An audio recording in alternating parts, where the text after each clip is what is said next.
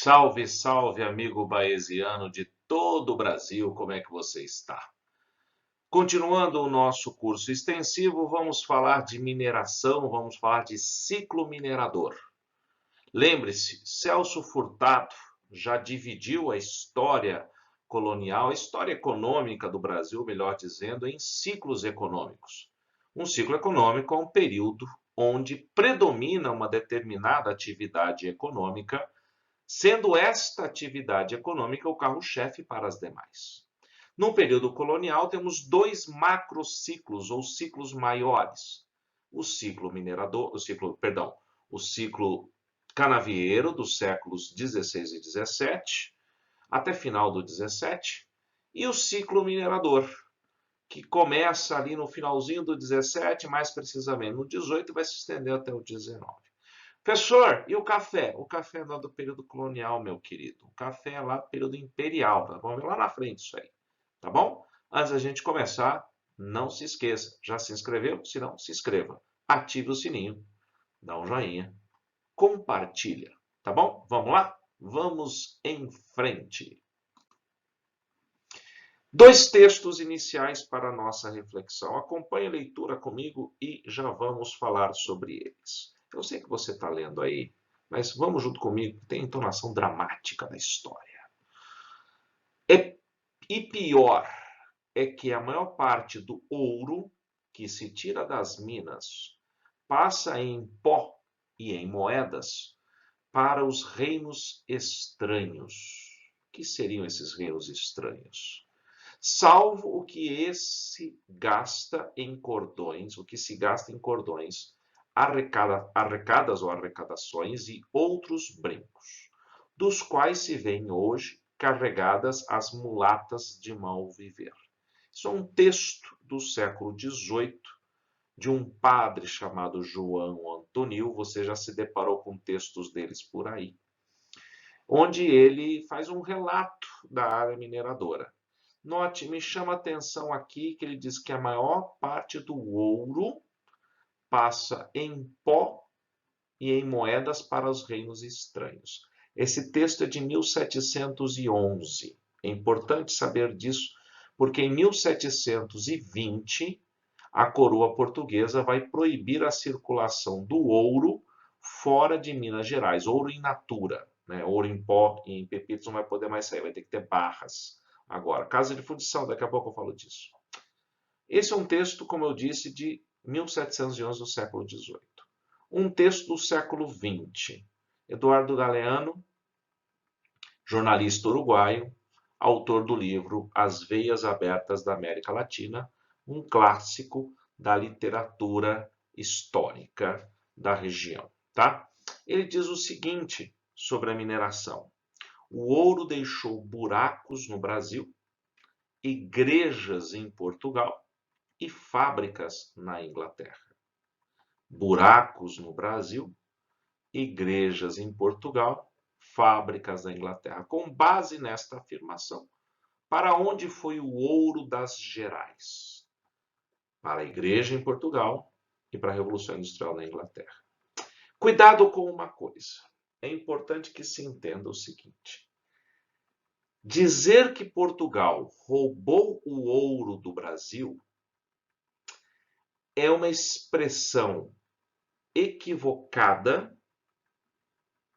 e ideologicamente equivocada para ser mais. Eu vou te explicar por quê. Porque no século XVIII, lamento informar, não existia Brasil. Não existia Brasil. Eu vou me hidratar. Como assim não existia Brasil, Eduardo? Não existia. O Brasil era uma extensão de Portugal. Isto aqui é Portugal além mar. Portugal não vai roubar de si mesmo. Portugal vai explorar.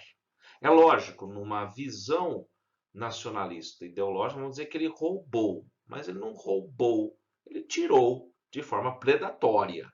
Mas tirou. Não podemos chamar de roubo algo que pertencia a Portugal, porque era colônia. O Brasil ainda é colônia de Portugal. Diga-se de passagem, o sujeito que aqui está nem sequer se considera brasileiro em 1711. Ele se considera português, no máximo luso-brasileiro. Falaremos disso mais para frente, tá bom? Então vamos olhar como tudo isso se organizou agora. Segue em frente comigo, olha só. O ouro, ele foi descoberto ali por volta, efetivamente, por volta ali de 1693, é a notícia da primeira grande jazida descoberta na região das Gerais. Interessante é que a descoberta do ouro na região das Gerais, ela gerou, ou ela fez com que o antigo sonho, o antigo projeto mercantilista português baseado no metalismo fosse concretizado. Desde sempre, Portugal procurou metais preciosos na colônia. Não os encontrou por conta justamente de estar na mineração, no litoral. O litoral não tem que ir para o interior. Aquela característica de litoralidade prevalecente fez com que se retardasse o processo de ocupação do interior e de busca do interior em quase 200 anos. Com a União Ibérica, isso se intensifica, a interiorização. Final do século XVII, primeiras jazidas descobertas em Minas Gerais, 1693. Isto também serviu para conter grande parte da crise econômica gerada pela falência do sistema açucareiro. Portugal buscava uma alternativa econômica para sua colônia e a encontrou na atividade mineradora. Desta maneira, uma parceria que já vinha existindo desde o século XVI com a Inglaterra. Lembre-se que os ingleses auxiliaram os pernambucanos, os portugueses em Pernambuco a expulsar os holandeses. Essa parceria já se mantinha. E logo no início da mineração vai ser assinado um tratado, chamado Tratado de Mitre, conhecido como Panos e Vinhos. Esse tratado serviu a Portugal naquele momento para poder se abastecer de produtos industrializados e serviu à Inglaterra para ter o mercado. No entanto, este tratado, nos seus ditames, faz com que Portugal se comprometa a não se desenvolver industrialmente, nem de formas de manufatura, e depender totalmente da atividade industrial inglesa. Portugal consolida, então, sua vocação agrária, exportador primário de produtos e consumidor de manufaturas. Guardadas as devidas proporções, seria mais ou menos como exportar café e eu exportar café e comprar de volta a cápsula de Nespresso, por exemplo. Quer dizer, eu estou vendendo a matéria-prima para comprar o produto da matéria-prima que eu vendi. Essa vocação agrária ela é consolidada. Exportação de produtos primários, exportação de matérias-primas, exportação do ouro, venda do ouro. É a vocação de Portugal, que agora está bem economicamente com esse bando de ouro que ele encontrou. Tá bom? Essa exportação se intensifica e consolida esta vocação, como eu já disse. Vamos em frente. Olha só. Como é que se dava a exploração do ouro? Eu vou falar da exploração do ouro e da exploração do diamante. Primeiro, exploração do ouro. Rígido controle do órgão chamado Intendência das Minas. Criado em 1702, a Intendência das Minas vai administrar, fiscalizar e tributar. Daqui a pouco eu falo dos impostos.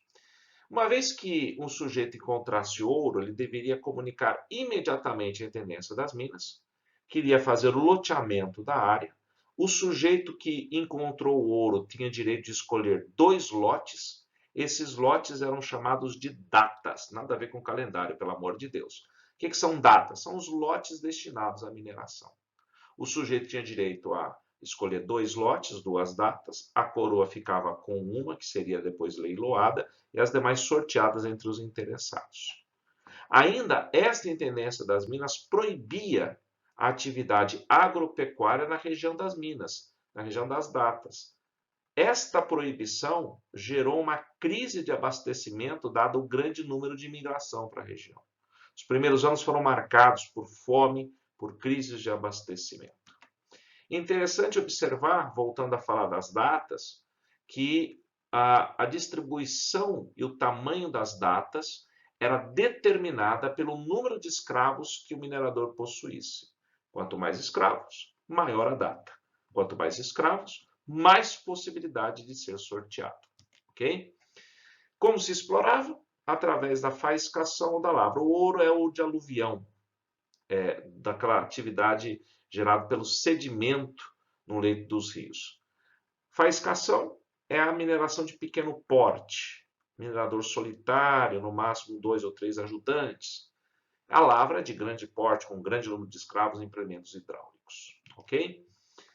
Temos aqui os impostos principais. Veja só. O quinto, 20% da produção aurífera. A finta é o lucro presumido, ou seja, você recebe a data e você diz para a intendência quanto que você acha que vai lucrar. Se você lucrar mais, paga a diferença. Se você lucrar menos, azar o seu. Captação é um imposto sobre o escravo trabalhando na mina, por cabeça de escravo. Captação per capita. O quinto real é aquela cota anual de 1.500 quilos de ouro que a população de Minas Gerais tem que enviar ao rei de Portugal. It's so good to be a king, hein? É muito bom ser rei. A derrama que vai ser criada no final apenas do século XVIII para garantir a arrecadação de impostos é a cobrança compulsória de imposto atrasado, baseado na prisão do devedor ou no confisco das suas propriedades. E também as casas de fundição com o intuito de coibir o contrabando. O ouro descoberto, extraído, tinha que ser levado para a casa de fundição, onde já seria separado o quinto, e seria derretido, transformado em barras com o selo da coroa para poder ser vendido fora de Minas Gerais. O diamante, por sua vez, já é uma situação um pouquinho mais, não digo complicada, mas uma situação um pouco mais especializada. Estamos no norte de Minas Gerais, Vale do Rio Jequitinhonha, no Arraial do Tijuco. Em 1730 é criado o Regimento para a Exploração de Diamantes. O Distrito Diamantino é formado, cercado por tropas coloniais e assume o caráter de vila imperial, onde somente a coroa poderia explorar os diamantes para assim evitar o contrabando. E cria-se então o sistema de contratação, né, para garantir a exploração. O governo português contrata um administrador que vai explorar e entregar 100% da exploração para o governo português. Marquês de Pombal, que falarei futuramente, ele vai estabelecer o monopólio real, o monopólio régio para esse sistema de diamantes através do sistema de contratação, vila imperial, diretamente controlada pela coroa portuguesa. Consequências da mineração são várias, isso vai mudar todo o cenário colonial. Por exemplo, uma grande migração para Minas Gerais. Se o número para a época é algo absurdo, chegando a mais de 300 mil pessoas migrando no início do século XVIII, o que para a época é absurdamente absurdo o número de pessoas. A vida urbana ela vai aparecer porque a atividade mineradora ela é essencialmente urbana. Ela é essencialmente urbana. O sujeito trabalha na mina durante o dia e à noite vai para casa, vai para a cidade gastar todo o seu dinheiro de rapaz trabalhador, seja comprando, seja vendendo, seja fazendo todo tipo de atividade na cidade. Okay? Comércio e artesanato se desenvolvem, como eu disse, vida urbana, então isso vai ser intenso, comércio interno, comércio com a colônia, comércio com as demais áreas. A integração econômica da colônia é uma realidade, por quê? Áreas do sul e do nordeste passarão a produzir não apenas para exportação, mas para atender a área de mineração. Lembra que eu falei que a agropecuária ela era proibida ou pelo menos restrita? Olha esse mapa que a FGV nos traz. Você tem aqui no mapa mostrando aí o deslocamento das tropas, o deslocamento do gado. Olha o gado nordestino descendo em direção a Minas Gerais, está aqui, ó, nesta área aqui, Minas Gerais. Estou marcando aqui, riscando Minas Gerais para você. Olha o gado do sul também em direção a Minas Gerais, então eles integram para cá e integram para cá. As regiões também desta área vão integrar com Minas Gerais. A agricultura litorânea destas áreas também estarão vinculadas a Minas Gerais. Então, integração econômica da região, integração econômica da colônia. Tudo bem? Outro aspecto interessante é que tudo isso faz surgir uma camada social média nas cidades. Uma classe média urbana é a grande novidade da atividade mineradora. Classe média essa formada por intelectuais, funcionários públicos, soldados, comerciantes e que serão fundamentais até lá na frente para falar da independência. Ela começa a surgir aqui esta camada média. No Nordeste, há uma retomada intensa da atividade agrícola, de exportação e também de fornecimento para a área mineradora. Chamamos esse momento do renascimento agrícola nordestino. Desenvolvimento da intelectualidade, das artes, destaques aí para o barroco mineiro e para o arcadismo. Podemos ainda falar da interiorização, do surgimento das cidades e tudo mais. Ok? Isto é a mineração. Os detalhes fundamentais para você. Eu sou Eduardo Baez. Este é o canal História Integrada Edu Baez. Inscreva-se, dá um like, ative o sininho, compartilhe. Tá bom? Um abraço, gente. Até a próxima. Tchau, tchau.